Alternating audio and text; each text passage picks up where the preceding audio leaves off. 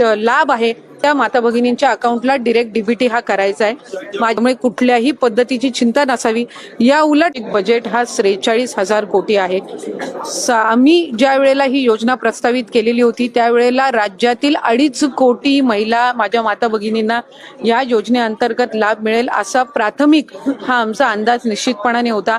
आज तगत आमच्याकडे 1,40,00,000 पेक्षा जास्ती अर्ज हे प्राप्त झालेले आहेत विभागाकडे आणि ज्या स्थानिक सगळ्या शासकीय यंत्रणा आहेत त्या माता भगिनींच्या अकाउंटला डायरेक्ट डीबीटी हा करायचा आहे। माझे आपल्या माध्यमातून राज्यातील सर्व माता भगिनींना मला आश्वासित करायचे की याला लागणारी संपूर्ण तरतूद ही राज्य सरकारने केलेली आहे।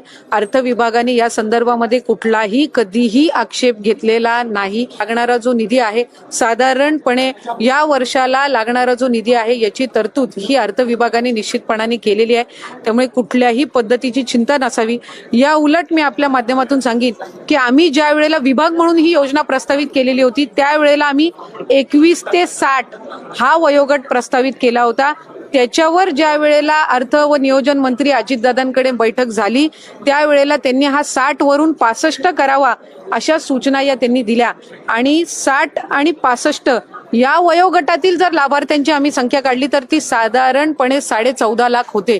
त्याच्यामुळे उलट त्यांच्या सूचनेनुसार 14.5 लाख लाभार्थ्यांची संख्या वाढली, ती कमी झालेली नाही आणि कुठलाही आक्षेप कधी घेतला गेलेला नाही। जी तरतूद केली जावी ती निश्चितपणाने केली गेलेली आहे। आरोप करतायत की या योजनेमुळे इतर सगळ्या योजना बंद पडतील, शेतकऱ्यांना कर्जमाफी द्यायची ती पण केवळ या योजनेच्या प्रसिद्धीमुळे किंवा या योजनेसाठी सरकार इतर योजनांकडे डोळे झाकतात। जर खऱ्या अर्थानं विरोधकांना शेतकऱ्यांना कर्जमाफी द्यायची इच्छा असती तर ती त्यांनी त्यांच्या पदाच्या कार्यकाळामध्ये पण दिली असती।